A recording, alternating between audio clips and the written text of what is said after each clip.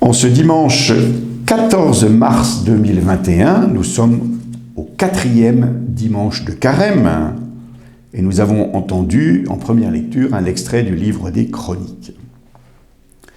Même si nous n'en sommes pas toujours conscients, les événements de notre vie viennent nous marquer et contribuer à la construction de notre personnalité sans que la progression soit linéaire. D'ailleurs, il en est de même des peuples. Ici, la lecture que nous venons d'entendre rapporte le grand drame de l'histoire du peuple hébreu, l'exil en Babylonie. Pour évoquer la Bible, il était jadis question de l'histoire sainte, une manière de faire comprendre que l'alliance avec Dieu n'est pas un acte momentané ou isolé, mais bien un processus qui se déploie au long des années, des siècles. L'histoire se révèle en effet riche d'enseignements. Dieu, qui est fidèle par excellence, ne peut rompre l'alliance qu'il a établie. Les malheurs qui s'abattent sur son peuple trouvent nécessairement leur cause dans l'infidélité de celui-ci. C'est la déduction logique que font ceux qui relisent l'histoire d'Israël lors de la rédaction du livre des Chroniques au 5e siècle avant le Christ.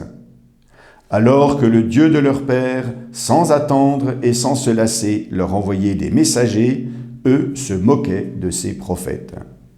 L'exil à Babylone, qui dura une 60aine d'années, entraîne un éloignement de la cité chérie, Jérusalem, et surtout de son temple, lieu de la présence de Dieu.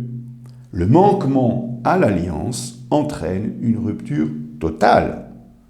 Il faudra là-bas réinventer une manière de vivre sa foi sans pouvoir pratiquer tous les sacrifices requis. Mais voilà qu'accède au pouvoir le roi perse Cyrus, qui opère autrement que ses prédécesseurs. Ceux-ci avaient choisi d'exiler l'élite des nations soumises à leur contrôle, lui renvoie chacun chez soi, moyennant le paiement de l'impôt. Pour les Juifs, c'est une heureuse décision. Ils vont pouvoir non seulement rentrer au pays, mais surtout reprendre le culte selon le rituel habituel. Dieu montre qu'il est favorable à son peuple. Ils font cependant un constat surprenant. C'est un roi païen qui accomplit la volonté de Dieu. Dieu intervient bien dans le cours de l'histoire, il donne un sens à l'enchaînement des événements, même ceux qui sont immédiatement malheureux. Il n'a pas de frontières et ne tient pas compte des catégories que l'homme pose volontiers.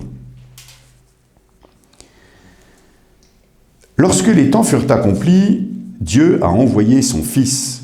Cette petite phrase de saint Paul, dans sa lettre aux Galates, fait comprendre le tournant que constitue la venue du Christ Jésus. Aux Corinthiens, il précise « Voici le temps favorable, voici le jour du salut ». Ce kairos, c'est le mot grec qui veut dire le moment, l'occasion, qui diffère du chronos, le temps qui passe. Ce kairos correspond à la conjonction de deux désirs. Dieu veut sauver tous les hommes et ceux-ci sont capables de comprendre que le Messie attendu est arrivé. Il y a donc un avant et un après le Christ. Et c'est pourquoi les années sont marquées en référence à celle de la naissance de Jésus. C'est l'ère chrétienne qui s'est d'ailleurs imposée à l'ensemble de la planète.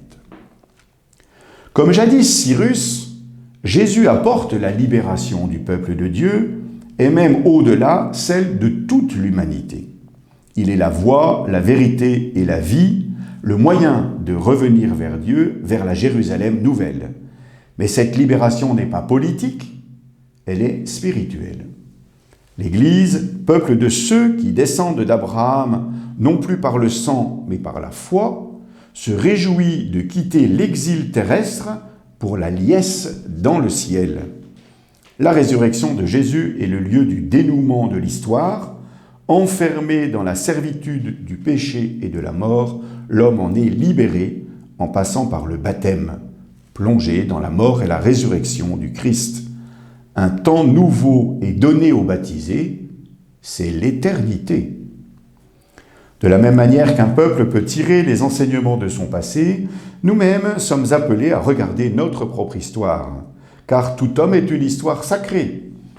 Elle est certainement complexe, faite d'enthousiasmes et de blessures, d'espoirs et de trahisons, mais elle est profondément marquée par l'alliance avec Dieu.